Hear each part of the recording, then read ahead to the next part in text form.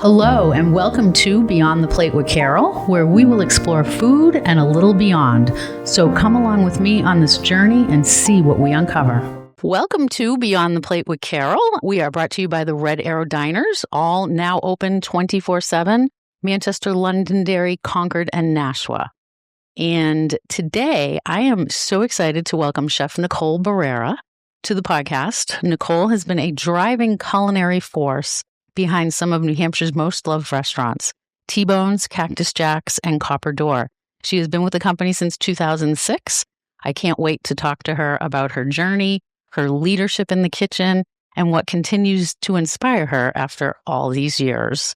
Welcome, Nicole. Thank you so much for having me. Yes, I'm so excited. So we're going to just dive right in. First, maybe just let people know how they can find you and maybe find the restaurants. I know you have like a one main one, but I'm going to let people know that, and then we'll get right into it. Awesome. Yeah, sure. If you go to Great New Hampshire Restaurants, greatnhrestaurants.com, all of the sub-stores are there. All of the restaurant concepts are there. Or you can go to t-bones.com and shoot a contact to any one of the stores or to the corporate office, and they know how to find me. So, don't you remember back a few years back when you used to have that URL exactly correct? Yes. I mean, even to this day, I still say www. My son's like, Ma, don't need to say that. Occasionally one of the the designers will put like a www dot on something, and we're like, okay, first edit is you can get rid of the www. Right. Half the time we really don't even put web addresses on things. Right. You don't even have to. You just type it in. Everybody just goes to Google or whatever, browser they're using and hits T-Bones Hudson or T-Bones Bedford. And and it just pops up. Google and all the analytics we're doing, all the marketing we're doing does its job. So hopefully. Totally. And then now, of course, you have to deal with the AI. Oh, I'm a big AI lover, and it's completely obsessed with it. And it's been taking over my brain for the last year and a half. So it's kind of cool. It is kind of cool. It is very cool for sure. It's really, really exciting. But like anything else, you must educate yourself on it because it's an amazing tool, but you have to understand what the capacity of the tool is. So exactly. Yeah. I sit there, and Tyler, my son, will hear me sometimes, and he's like, Mom, you don't say good morning to AI.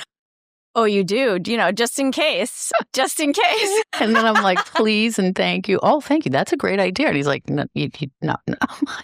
Leave me alone. But anyway. So funny. Oh, gosh. All right. So let's just jump right in. I mean, how did you, you are I love, there's some different things I was reading, and they refer to you as feisty. I love that. Yes. I love that. How did your culinary journey begin? And I must have known this, and I'm getting old, so I probably just forgot. But you started in a breakfast place and working on the line. Yes. Let's just talk about from how you started and getting you up to, working for Great New Hampshire Restaurants. Yeah, for sure.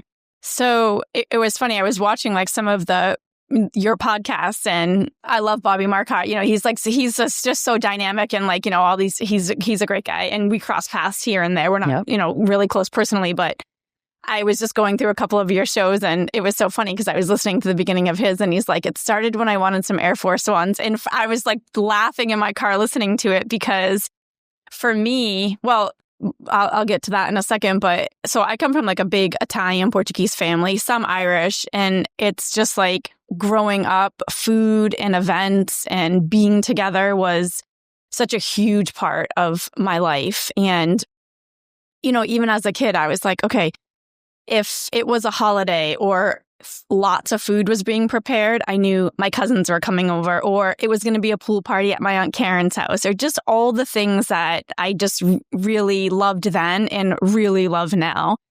And the common denominator for me just stood out that it was always food. So I would help my mom in the kitchen, and I'm one of three girls. I'm right in the middle.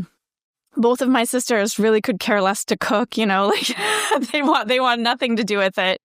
And I just really gravitated towards it. I loved spending the time with my mom. My dad is a phenomenal cook as well. My dad's the Portuguese side.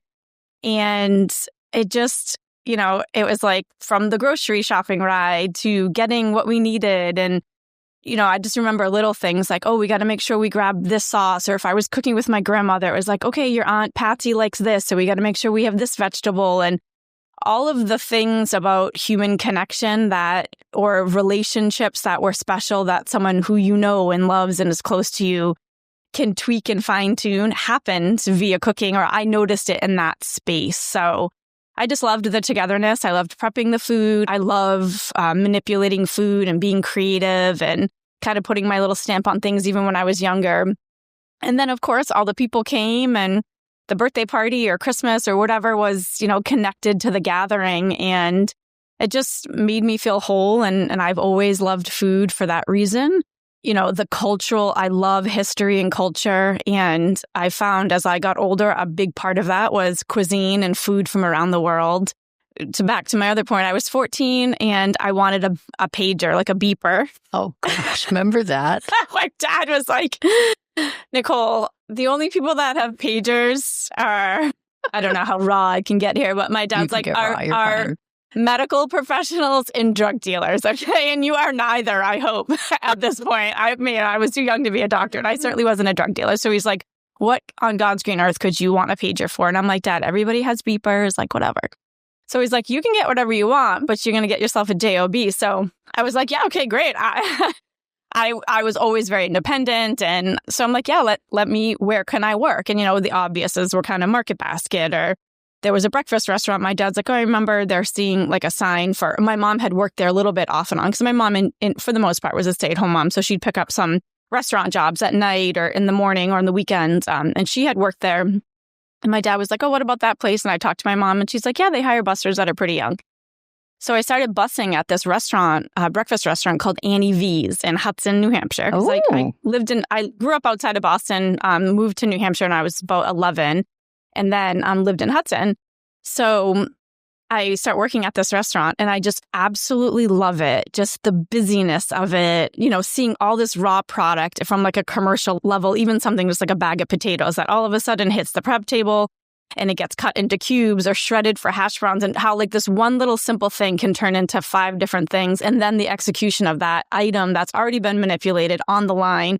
And then even further from there, someone wants, peppers and onions with their shredded potatoes. So the chef would add that. And I just found that kind of spider web of food very inspiring. Something like this humble little potato can change into all of these things. And I just wanted every part of it. And so I would help kind of dishwashing and watching what the line cooks were doing. And sometimes I'd ask like, hey, can I do that? Or can I finish that in the pan?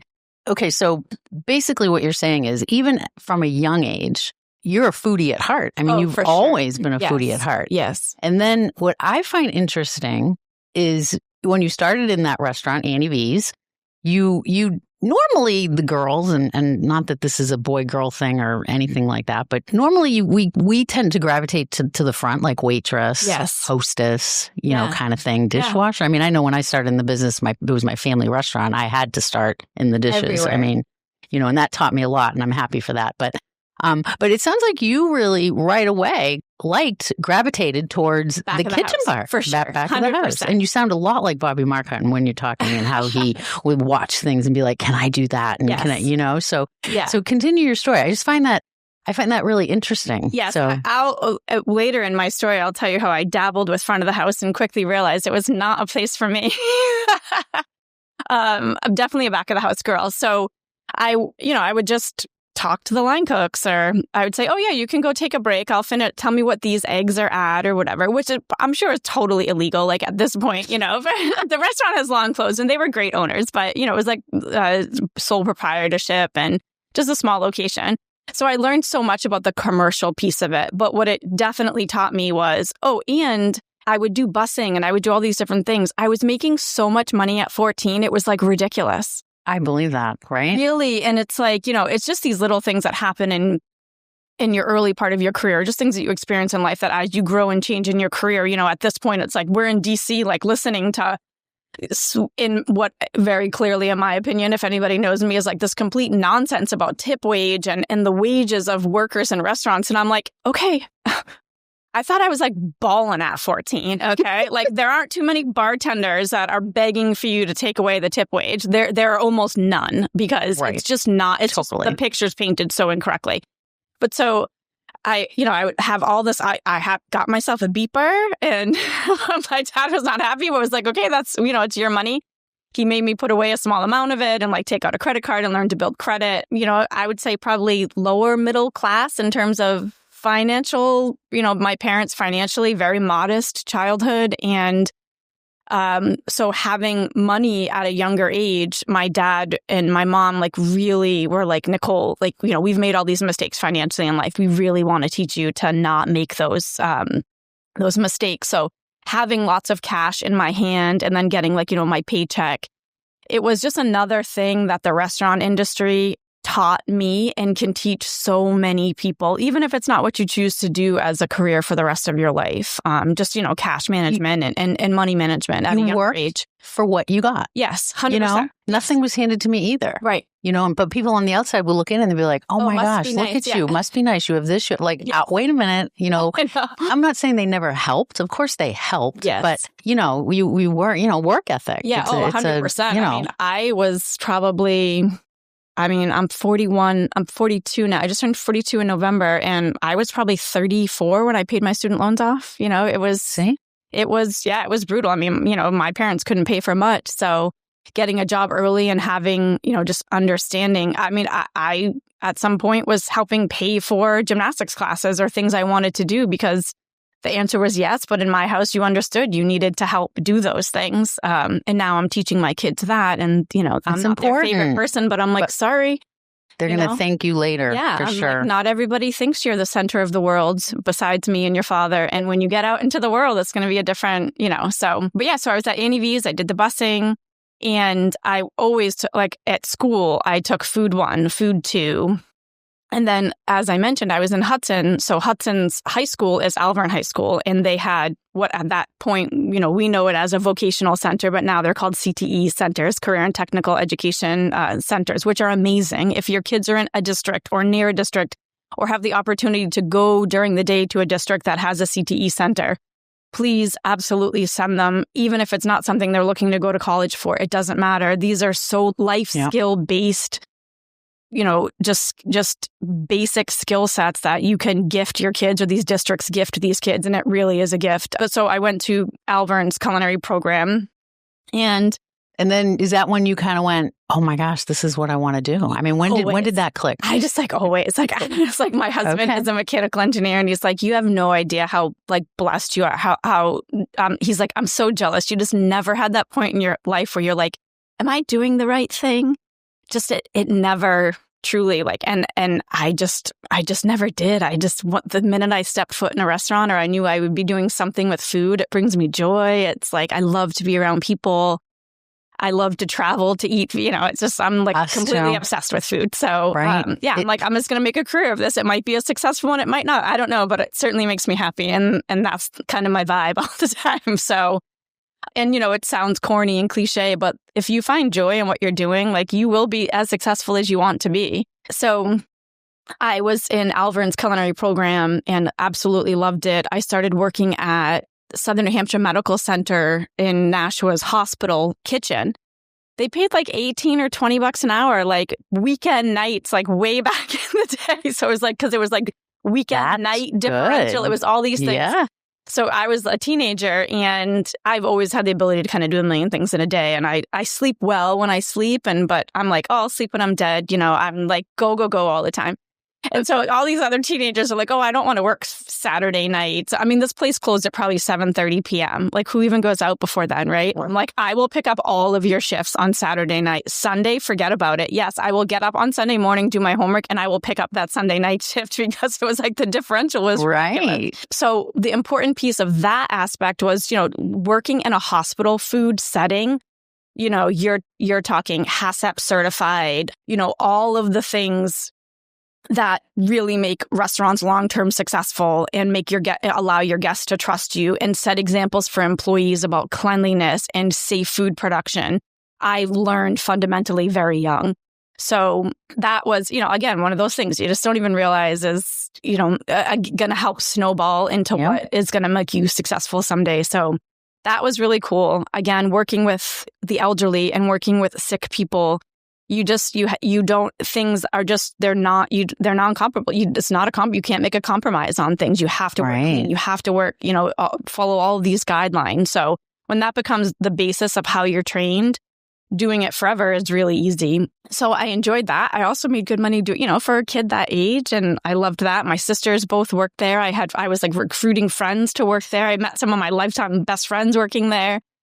So it was cool. In the hospital, I think at that point had like their vendor was Cisco. So it was interesting to see from a business standpoint that albeit it was like the hospital and the hospital's food system, it was all run by a third party. That work kind of system is very prevalent in restaurants and hotels, and where, the food service piece of it is not necessarily held in-house. So I thought that was interesting. And I remember certain things happening and me saying to like their food director, well, why wouldn't we just do this? And, this is how I've always been. And it's like, oh, well, this is how Cisco does it, or this is how this company does it. And so it didn't ever feel wrong, but just was like, wow, it seems kind of crazy that you don't have full control of like everything that's happening. And that's important for later because I'm also a control freak. And now, in my role, we're doing everything in-house. So I worked there. I knew I wanted to go to Alver and had an articulation agreement with Southern New Hampshire University. So I hated math, guys. Like, oh my goodness. Like I just like wanted nothing to do with math. I can do simple math and I can do math now, but things like Excel sheets. And once you're in like high school and getting to these advanced math classes, things that like my husband was like doing in like 9th grade, I was like trying to see how I could dodge, And so I didn't love going to school every day, although I loved education. I read a lot and I was just always watching, I'm like a total dork. Like I love documentaries, it's like, like the show Antiques Roadshow. It's like literally my favorite show. It's my favorite show. PBS, that's all I need.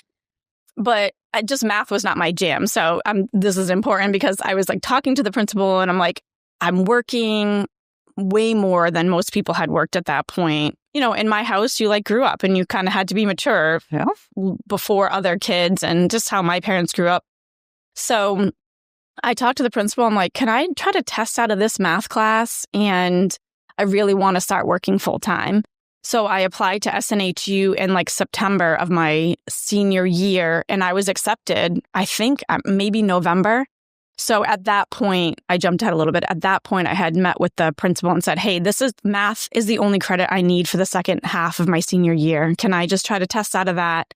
And I want to go work full time. And I'm already accepted to college. I'm going next fall. So, what am I doing here? I'd really rather just work. And so I did that. And I graduated high school after Christmas break. I never came back. And I started at SNHU, their culinary program, which unfortunately is no longer, which is so depressing because so many amazing chefs and culinarians are just, restaurant employees that I know in and around our state were graduates of SNHU in some way or another, the hospitality program or culinary program. And it was a rigorous program, like brutal. The first 2 semesters were like 11 classes each. The first 2 years were like 11 classes each semester. If we had a 9-class semester, it was easy. And that changed over time. So you could get a BASHA, they call it a bachelor's in hospitality and applied science degree. But it meant you were essentially in culinary arts school, but also in your first 2 years of business. So I knew I wanted to get a culinary degree, but I loved the business aspect. And I knew you needed certain degrees to kind of, push forward in your career. I had been in the industry long enough at that point that I could see the distinction. So I got my culinary degree at SNHU. I started working at Nashua Country Club at the time.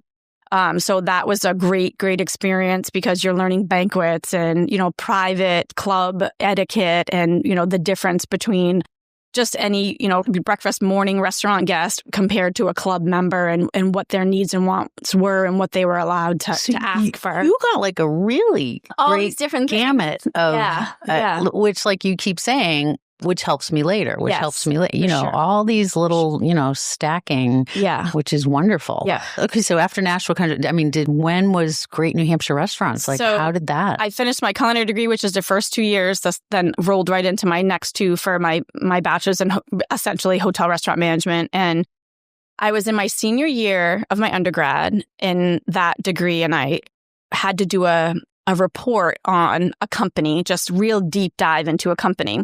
And the chef at the time, his name was Chef Owens, was teaching the class. And he had been working with some of the leadership at a company, at a restaurant called T-Bones. And he was like throwing it out in the class. And I'm like, oh my God, that's so funny. Okay, I lived in Hudson, New Hampshire. T-Bones was like the towny restaurant, not this like sexy restaurant that you'd think about. But he was like saying all these great things about it. And I'm like, great, that's easy. I live in Hudson. T-Bones is right there. I just started doing some research on T-Bones. And the more research I started doing, I'm like, wow, this company's awesome. Like the longevity was like through the roof. I interviewed a couple employees there and they're like, oh, if we worked here, here, and there, I'd never work anywhere else but here. Just really intriguing to me. So I wrote my report. I kind of was like, wow, this is a really cool company. And that is so I graduated my undergrad, so my bachelor's, and I needed a job. And I had never learned front of the house.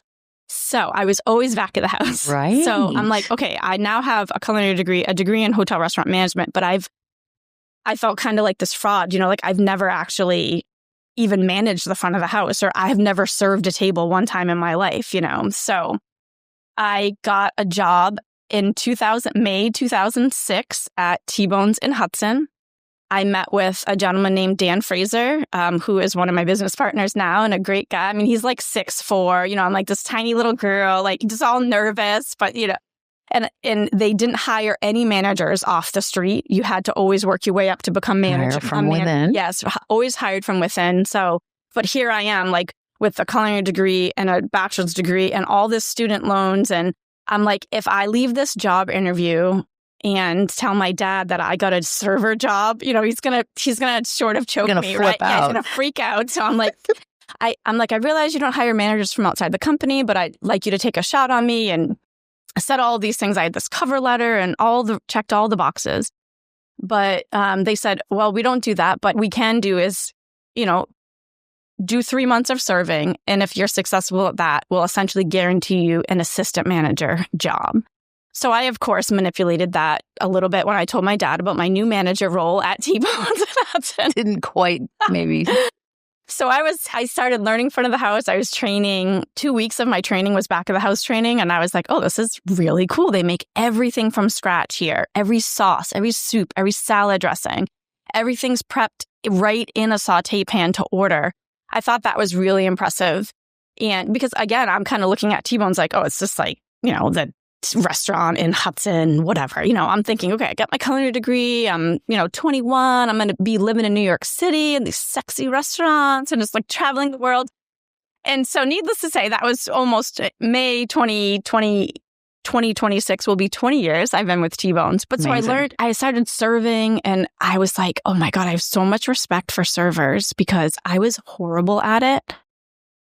Mostly because people were ordering their food all wrong, in my opinion. And it was so stressful, Carol. I was like, someone's ordering did you just order a medium well 25-ounce T-bone steak that I know a butcher cut this morning and shipped here? Why would you do that? Or like people just want ketchup on everything. And it was so stressful to me. I love it. Stressful. That's funny. And, I remember saying to my mom, she's like, how's it going? I'm like, Mom, oh my goodness, people are so like, all I do is go to the table and they ask me for more things. And then I have to go get more things and bring them back to the table. My mom was like, Nicole, you're a server. Like that's what you do. And I'm like, oh yeah. And just in that silly conversation, I'm like, I just knew it's not for me.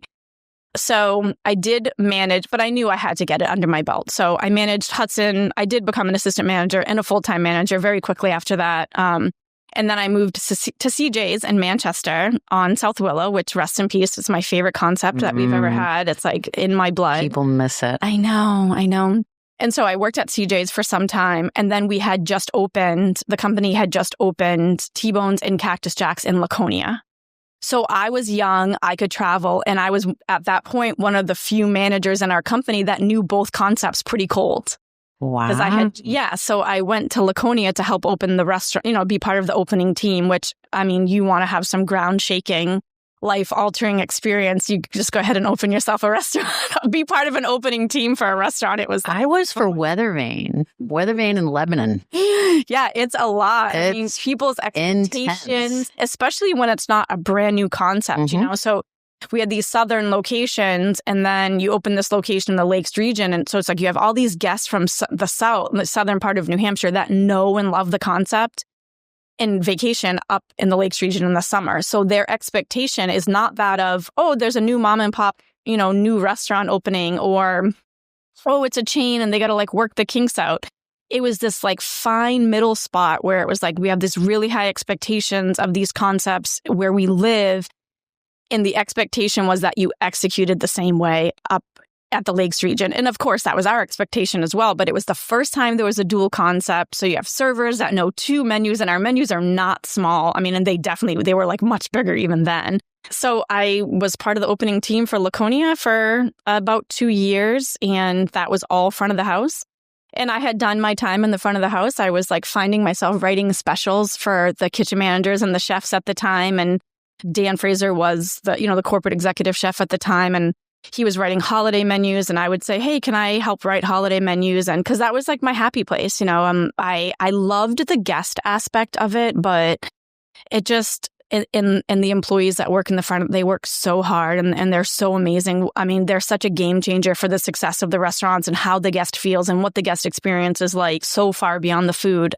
But so I just kind of knew it was, I had been there for 3 or 4 years with the company at that point. I was finishing my master's degree. I have a master's in organizational leadership and marketing. So I just felt overwhelmed. I'm like, I kind of have been working really hard since I was 14 and going to school and getting all these degrees, and just what do I want to do with my life? So I decided to take a couple months off. I went to Southeast Asia. I was in Southeast Asia for like 3 months volunteering abroad. I took some time off, went to Florida. And, I kind of took a leave of absence. And I remember being in Thailand, and it was like 11 and a half or 12-hour difference at, where I was and where Tom Boucher, who's the current and was the then and is still the current CEO and president of our company. And he's an amazing person. If anybody knows him personally, they know that. So it was like a 12-hour difference. So it was like midnight for me and like noon for him or something, or 11 p.m. and 11 a.m. And he's like, Nikki, what are you doing? Like, are you coming back? And I said, Tom, I really want to come back, but I need something in the back of the house. Just, running the front of the house is just not for me. And I really want to get my hands back in culinary. It brings me such joy. So at this point, there's Hudson and Laconia. Salem, Hudson, Bedford, CJ's Manchester, Derry, and Laconia. That's now, but then that wasn't that. Yes, it was. Oh. Yeah. Yes. Oh, okay. Yes. Okay. Yeah. Or maybe, was it Derry? No, Derry was open before Laconia, I believe. Yeah. Because Laconia was 2008. Yeah. Mm-hmm. After the Laconias came the Copper Doors. Okay. Yeah. Wow. Yeah. So there was already a pretty, there was room for me somewhere. And Tom, who has like formal degrees in chemistry, by the way, and just got bit by the restaurant bug. If anybody's heard his story, it's an amazing story. It's really an amazing I'll have to have him on and redo it. I mean, he was on when I had the radio show, but yeah, very interesting. Yeah, he's a great guy. And so he's like, what are you doing? And so I'm like, I really want to get back into culinary. And he's like, okay, so I'm glad you're saying that, because I kind of have this crazy idea where I want to, or not crazy, but I have this idea and I want to put a face to our brand. And I think it's something that you and I could collaborate on. And I'm like, okay, not really. He's like, it would definitely involve you being more, in hands-on with food and the culinary teams and all that. So I'm like, okay, great. Like, I was leaving Asia in like 2 weeks. I needed a job. He's like, you're going to take a pretty big pay cut, because really my only spot for you right now is, and while we develop this, and you're going to have to do it with me, is in the corporate office. And we basically need someone to do like the copy order or like basic tasks for the restaurants. Because, we have a corporate office like you guys do here. And I was like, okay, yeah, great. Sounds good. Because again, I'm like, if I come home from Asia, my dad, is like, have you found yourself yet? Like, what the hell are you doing? You need to come home. So I did. I went back to I was in the corporate office, and we developed the Chef Nicole brand kind of organically. And I was like, Tom, I really want a pink chef jacket. And he's like, Nicole, I want people to take you serious. And, all these things. Because to your point, women, it seems like so long ago, but not so long ago. Right. Totally. I very frequently was the only female in the kitchen when I was working. When when I was younger. And nowadays, it's completely amazing. I mean, I walk into Salem Copper Door and 98% of the prep and line staff are women. Same at the diners. I've been doing inspections and I'm walking in, I'm like, yes, it's a girl kitchen. Yes, it's total it's girl the opposite. Yes, yeah. And, it's just, I mean, more than 50% of our leadership team at this point is women. That's awesome. But let's touch on that pink. Yeah. Because there's more to that. So I get this. He's like, oh, I don't know. So I'm like, Tom, it's fine. And if anybody knows me, I'm like, it's fine. Everything's fine. This is fine. We'll figure it out. If we mess up, we'll just fix it, whatever. And so I'm like, all right, I'm going to order one and like logo it.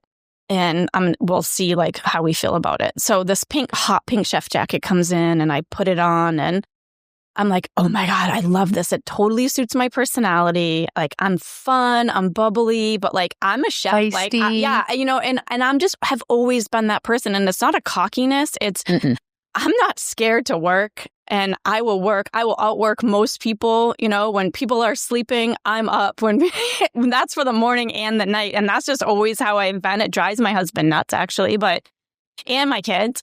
But so I'm like, I never feared that, like, oh, people aren't going to take you serious. And not many, but there were a handful of people, men and women, in my early culinary career that said lots of things to me that I'm like, okay, well, you're a loser, like, whatever, good for you. I mean, when I worked I won't mention which company, but I tried to get a job, like a more serious job at a company. And they basically, literally the general manager said to me, Nicole, like you're so talented and you're great, but no one's going to take you serious here.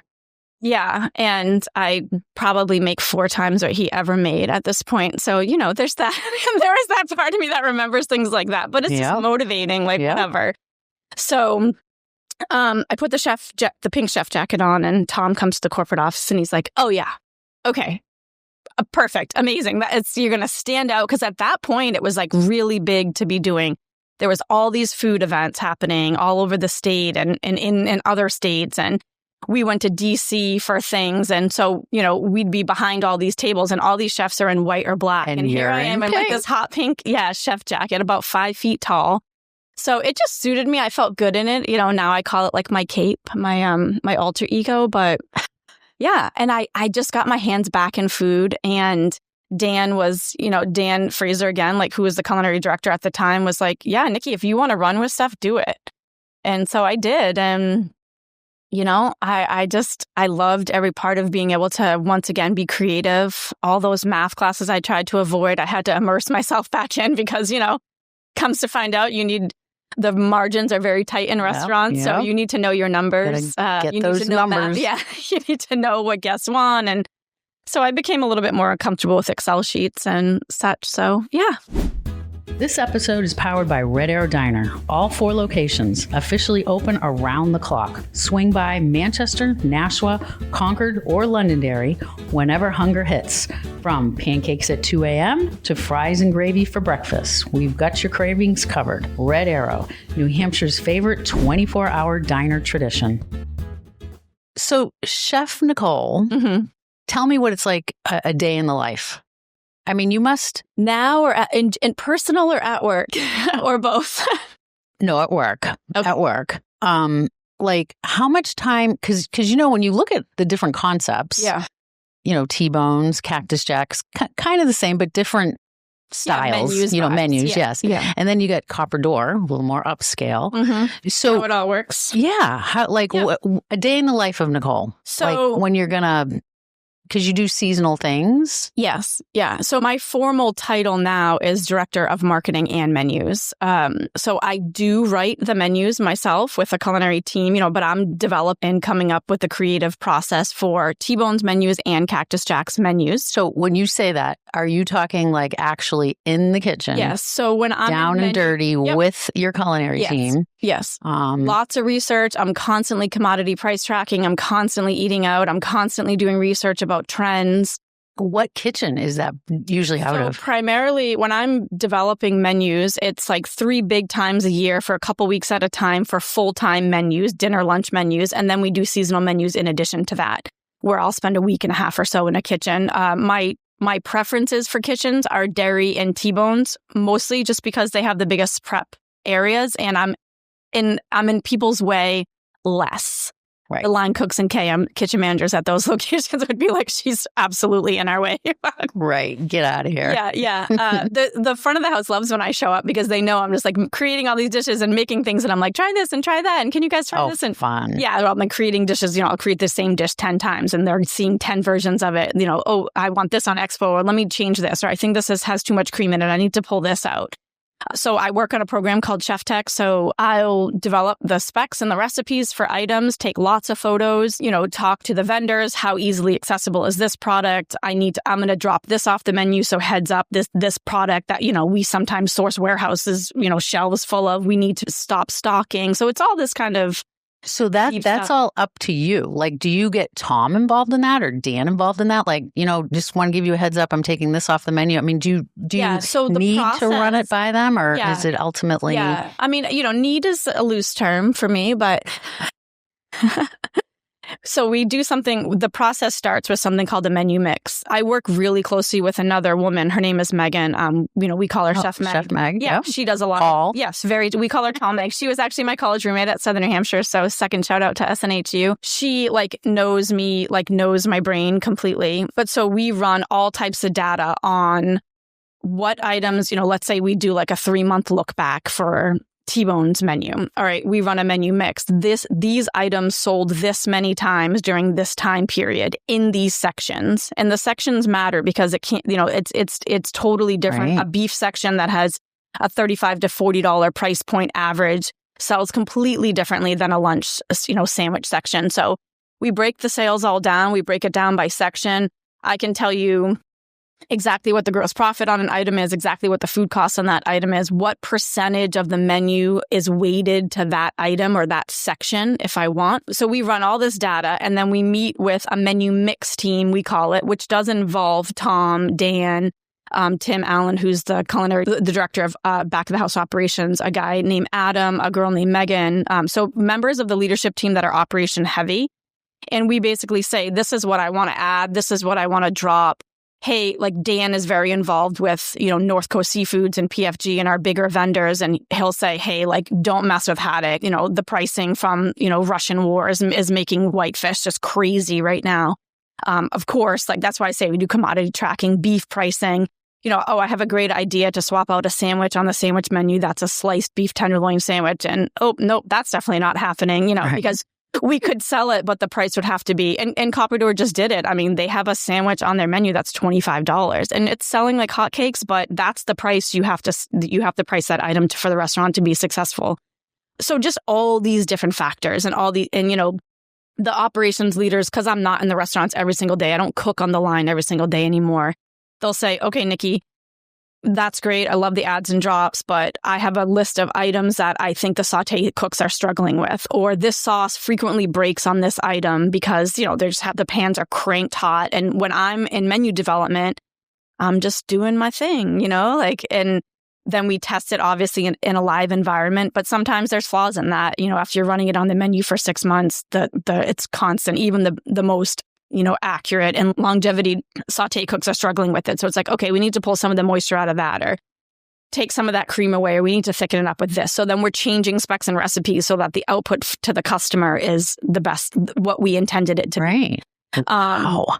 That's a lot of... Yeah. Or we drop one menu item and it's okay, that has roasted corn in it. And these 2 ancillary items got roasted corn because you want to move that product in 3 different spots, not just in one. Not just in one because it'll sit. Yes. And you want it to turn over. So it's okay, we definitely need to drop that item because of sales. But now I need to tweak these next 2 because they have that component that now is going to go away. Or do we want to keep the corn in those 2 items, or just, all these little caveats. So we'll meet then. I develop the adds, drops, changes, and then we get into menu production mode where it's okay, here's my direction. I'm going to drop these 2 apps. I want 2 new ones. One should be seafood heavy or seafood facing. Let's leave the sandwich section alone. Let's tweak a couple burgers and let's add a seasonal burger that's actually going to last, stay on the full-time menu. Let's drop this, bowls. Wow. So there's a lot. Yes. We do that twice a year for T-Bones. We do that twice a year for Cactus Jacks. We do that twice a year for Copper Door.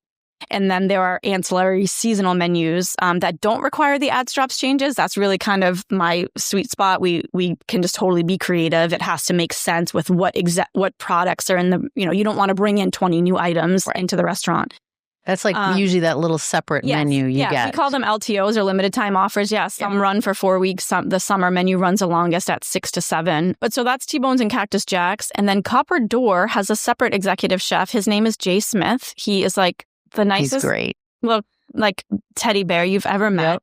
He's so humble and he's so unbelievably talented. He does all of the wine dinners there, writes all the specialty menus. And so when we do the menu mix with Copper Door, Jay will actually execute the creative process there, but I'm very, very involved with what should go, what should stay. I taste and drink everything that goes on their menu. I price their menus. I write the menu descriptions across the board for all concepts.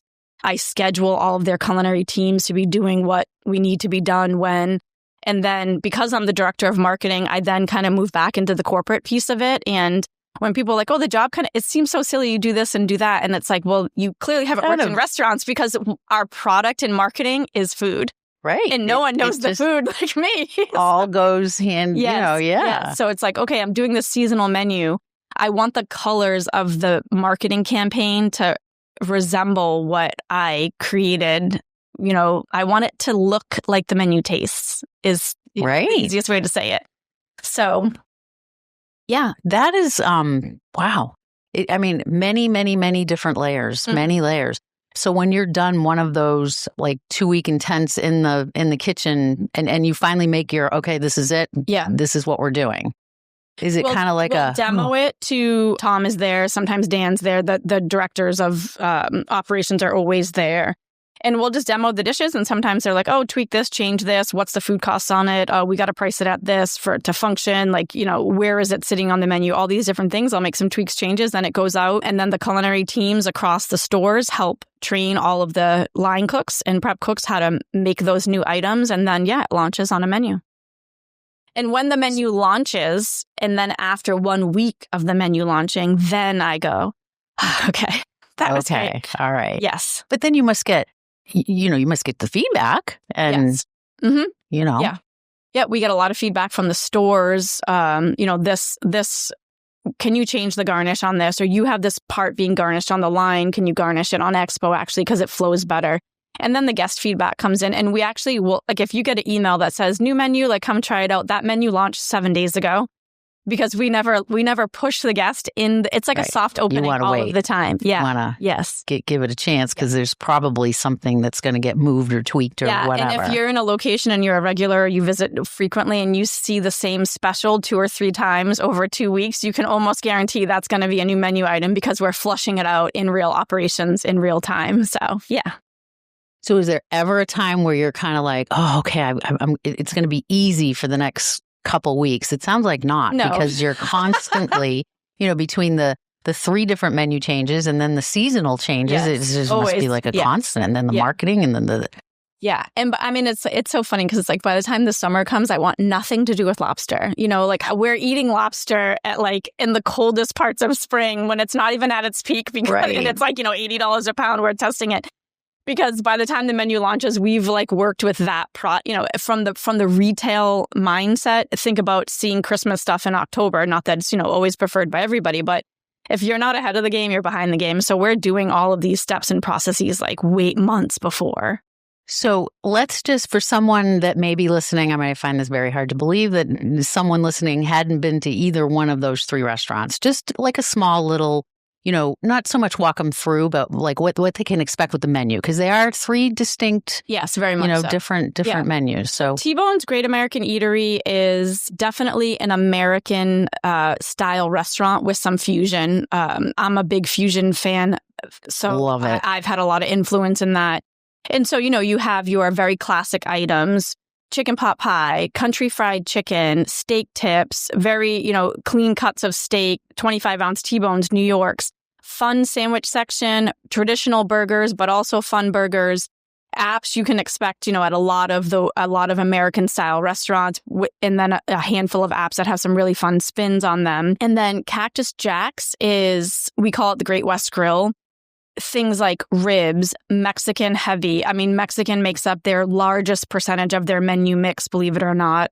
Really amazing quesadillas, burritos, Mexican style food, and then some American style apps with a twist, with a Southwest twist. Southwest twist, yeah. Mm-hmm. And then Copper Door, I always call Copper Door like Nuevo American, like classic comfort food with some French fundamentals in its, think of like demi-glace and really, really high-end, well-done steaks that are simple and speak for themselves with kind of a fun twist to it. Classic culinary with a lot of fun twist to it. Not overboard, no, but complementary sauces, aiolis, an element of spice or a hint of sweetness or something that just kind of pops and you're like, oh, I've had this dish before, but something about this makes me want to come back for this specific one. And Jay's phenomenal at that. So when we lived in Bedford, which it was very close to the Copper Door Bedford, and I was embarrassed the first CU Boiling Point card we got. I'm like, what? You're like, oh, I spent a lot of money here. Oh my gosh. I'm like, Daryl, look at this. Like, oh my gosh. That's great. Thank you for being a great guest. and we, we don't go as much because we don't, you kind of creatures of habit where you live kind of thing, but I mean, we definitely go. Don't get me wrong. Not like we did before, like at least a couple times a week. It was, I totally get it. Oh my gosh. But, so they're all sort of different. And one thing I just want to mention again, because I think this is so important. And as you were talking about each restaurant and each restaurant's different style and everything from your sauces and gravies, and it's all homemade. Salad dressing, that's huge. Yeah. I mean, that's a big thing. Yeah. Sometimes people will ask me, oh, what's one thing you wish people knew?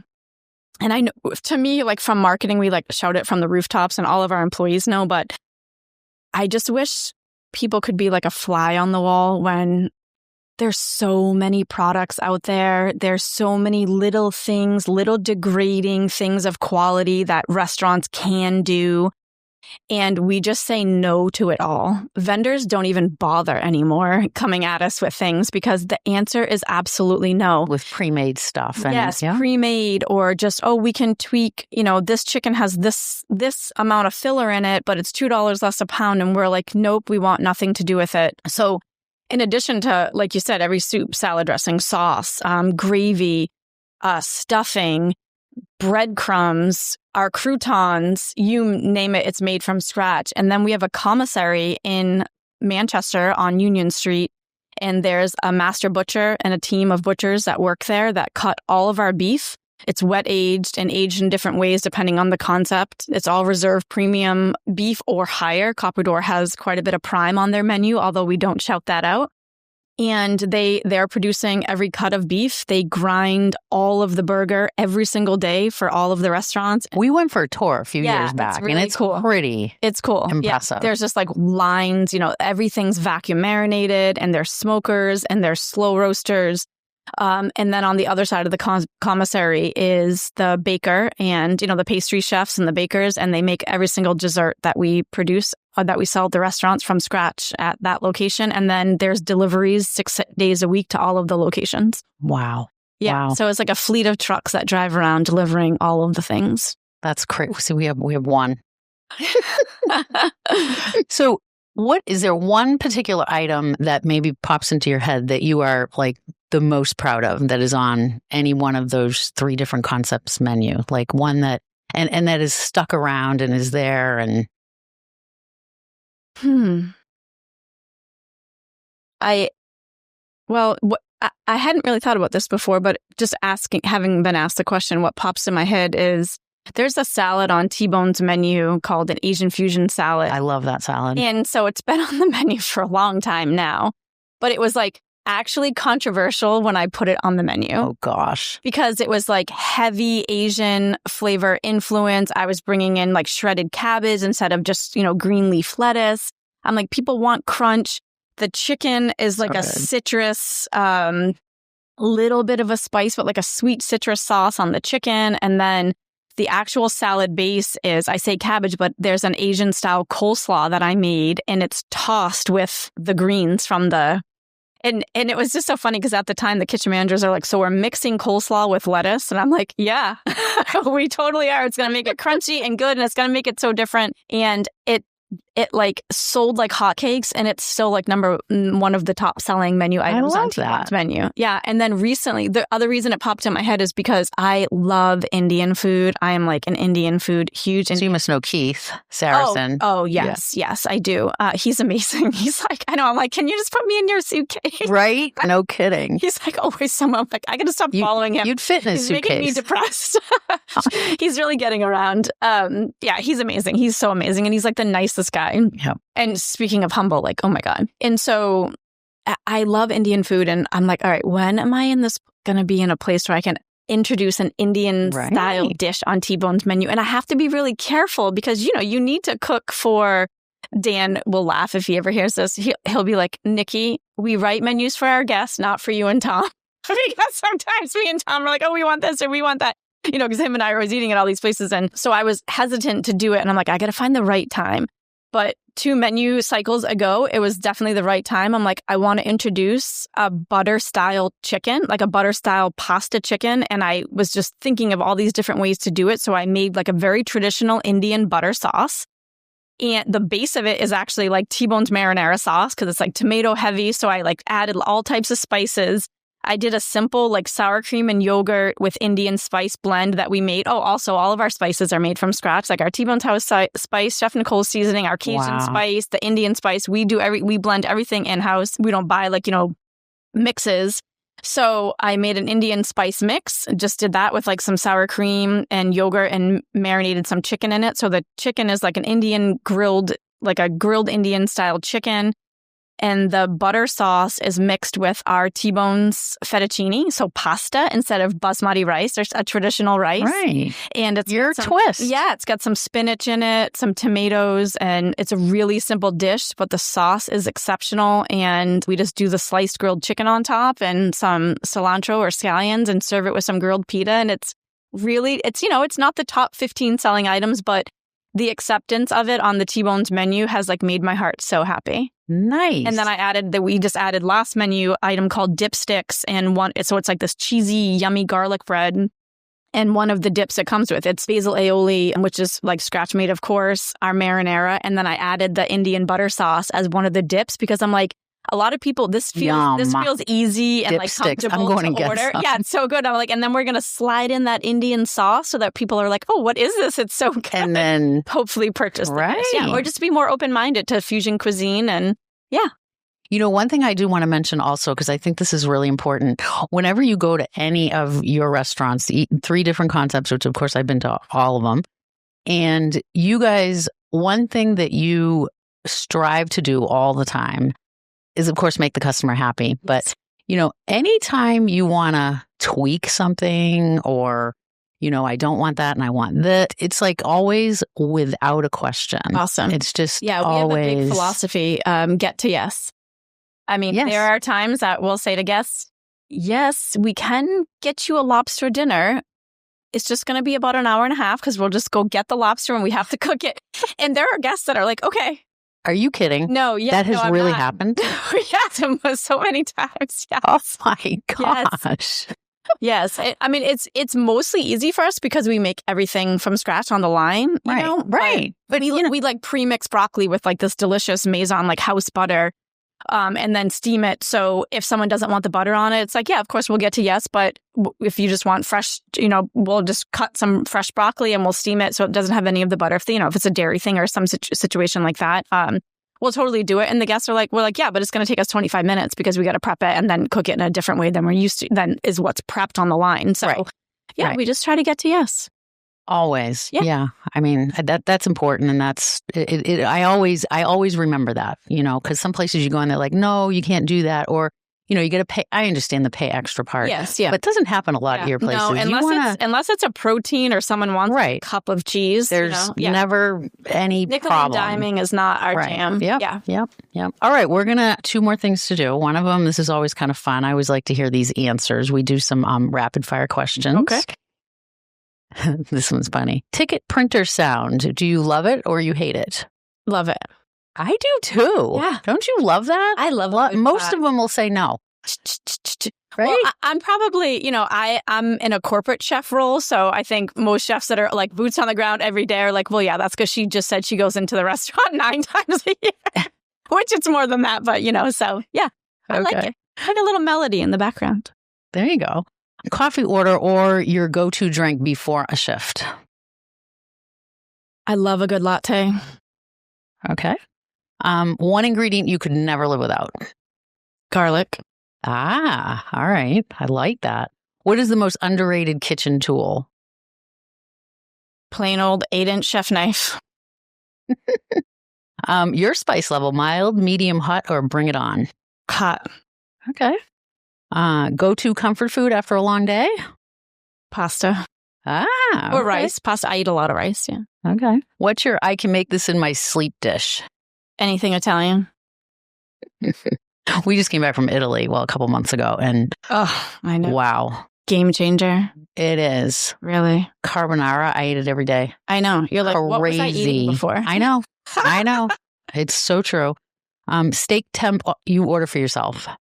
Medium rare and a little bit under than that. Oh. Not rare, but I like between rare and medium rare. Okay. All right.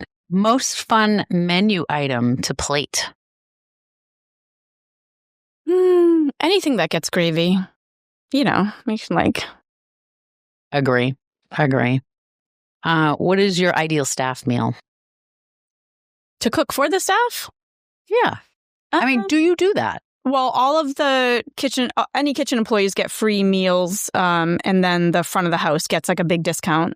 So we don't do like a big staff like meal. A kitchen meal. Yeah, but in the past when we have for events or different things like that, the staff loves a good protein heavy pasta. Oh, okay. All right. Morning person. Oh no, a morning person or a night owl. I know this. You're both. Both. Yes. I have 5 children, so I don't have a choice. Do you have 5? Yes. I thought it was 4. No, 5. Yeah. Ranging from almost 16 to 2. So the older ones are up all night talking to me until like 11:30 at night, and the babies are up all night or wake me up early in the morning. Which is okay. Yeah. Oh my gosh. I remember when you had them. Yeah. I mean, oh my goodness. Okay. What I always like to ask also, do you have anything that you want to just add in that maybe we didn't cover that you want people to know about any one of the locations or about you, Chef Nicole? Actually, I do want to mention, you can also go to chefnicole.com. Yes. You have a great website. I love your recipe tips and tricks, and you learn more about Chef Nicole, so check that out. Yeah. And then we do need to just mention feednh.org too. I was going to say that will be my ad. Yeah. So in 2014, Tom and a crew of us, Great New Hampshire Restaurants has always been very philanthropic and, at the store level, gift cards and things like that. Easy peasy, right? Like this is the community that feeds the restaurant. So we want to help feed the community. And in probably 2013, we started to talk about, Tom's like, I want to do something that can continue that level of deep community piece, but really help us come together, like build something so that we're having greater impact on these asks, not just, here's $200 in gift cards for your gift baskets or for your kids' soccer team, but big things in the state and we were big enough at that point that we can really kind of leave our mark on and feel really good about. So that began the inception of the charitable trust, which is feednh.org. And FEED is an acronym for Families, Elderly, Education, and Disadvantaged. Oh. Yeah. People think because it's called feednh.org that it's only food-based, but it's really not. In fact, we do so much at the ground level for the food piece that, of course, the disadvantage, a lot of food insecurity comes in that, or even in families, education, we try to focus on culinary education. But it's really families, elderly, education, and the disadvantaged. And so that was 10 years ago. In 2024, it was 10 years old. By that point, we had donated over $1 million to New Hampshire communities. Wow. In very large sums of money here, throughout the year. I've been a board member since its inception. It's made me incredibly whole and proud, not only to be part of it, but of the team that built it. That's just a good indicator of who Tom is. It's like we have all this, like we have so much that we want others to have more. And when we have this power now to use for these, to be an influencer in these ways. And other charities have popped up and helped because of it, which is amazing. So nonprofits in New Hampshire, the thing I love about Feed NH is all of the money that we give from Feed NH has to stay in New Hampshire. We do a couple big promotions throughout the year, or fundraisers throughout the year that involve the restaurants. So, No Tricks, All Treats is one of them. The guests donate $10, they get a $15 gift card for the next time they come in. And then the wheel. Yeah, there's the wheel. There's all types of fun things we do. So we just felt very strongly that we're raising most of this money from New Hampshire residents or some of our Mass residents or whatever. But a big chunk of it is coming from New Hampshire communities, and we want the money to stay in New Hampshire communities. Yeah. So nonprofits, New Hampshire nonprofits that fit within those, families, elderly, education, and disadvantage, which is pretty broad, can send the director of Feed NH. Her name is Emma. She's actually Dan Fraser's daughter. And Dan is the CEO of our company and a big owner in our company. So she's amazing. And it's just been so fun to see her grow. And she's in this role. They apply, and then we meet as a board. And we just love to give money away. So if you have a New Hampshire nonprofit that you feel fits into that acronym, please reach out, feednh.org, and start the process. We'd love to be able to help if we can. Love it. I love it. That's great. And I always like to end with places that because I know you mentioned you like to go out to eat, you like to try different things. That's Daryl's and my life. We eat out probably 5 nights a week. Yeah. So where do you like to frequent? Where are your haunts? You must have like a certain haunt that you like to go to. I'm a big ethnic food girl. Like, I love Indian food and I love Asian food. I like Dynamite Sushi in Hudson, although I don't get there too often. Although I think they have new ownership now. Geez, I'm trying to think. Like, I actually, to answer you totally honestly, because I'm like digging, I'm not like a overall, my kids absolutely love T-Bones and Copper Door, so I eat there more often than I would like to out on my own personal time. Not that I don't love those restaurants, because of course I do, but I'm like there all the time. So when I get out, I'm a big fan of anything kind of ethnic and off the beaten path. So like a date night for you and your husband. Geez, I'm trying to think. In New Hampshire? Interesting. Yeah, I'm like, I don't really have a place I go to all of the time. All right. I love Mexican food. Lavaca, we're in Bedford, so it's like on the Goffstown side of Bedford. Do you know Carlo? Oh, yes. Isn't he great? His kids and my kids go to daycare. Oh, nice. Like so sweet. Yeah. I've known him for years. Yeah, him and his wife are amazing. And they're super successful over there. I'm glad they found that spot. It's awesome. Big Mexican fan. Us too. We like our Mexican. Yep. I find myself at the BVI often. Tavern. It's close to my house. The tavern. The food's always very good. Yep. Yep. Cool. All right. Well, thank you so much for coming on to Beyond the Plate with Carol. Thank you for being here. I love it and learned a whole lot about you. And for those of you that were listening, I hope you're getting ready to get on out to one of these locations. So great. Thank you so much. Thank you for having me. I appreciate it. All right.